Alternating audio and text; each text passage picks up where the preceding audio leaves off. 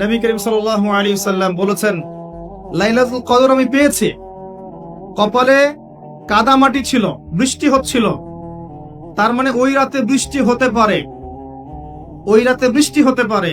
লাইলাতুল কদরের আলামত রাতের বেলা বৃষ্টি হতে পারে। বৃষ্টি হয়েছে, তিনি নামাজ পড়েছেন, কপালের মধ্যে কাদা লেগেছিল, তিনি বের হয়েছেন, সাহাবীদেরকে বলবেন কোন রাতটা লাইলাতুল কদর, আজকের রাতটা লাইলাতুল কদর, এটা বলতে বের হয়েছেন। বের হয়ে দেখছেন দুজন মুসলিম আপোষে ঝগড়া করছে। লিসেন টু মি, দুজন মুসলিম আপোষে ঝগড়া করছে। আমরা বলি না যে মুসলিমদের মাঝে ইখতিলাফ গুলো রহমত, আমরা বলি না?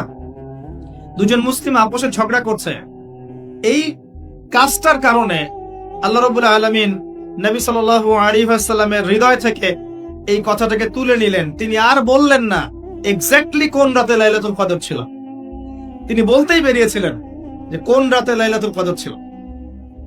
আমাদের ইখতিলাফের কারণে আমরা সেই নির্দিষ্ট রাতটাকে হারিয়ে ফেলেছি।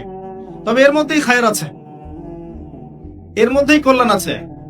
আরবিতে একটা প্রবাদ আছে, কুল্লু শার ইউজাদু ফিহিল খায়র, প্রত্যেকটা অকল্যাণের পিছনেই কোনো না কোনো কল্যাণ আছে। নির্দিষ্ট করে বলে দিলে আমরা বাকি রাতগুলো জাগতাম না।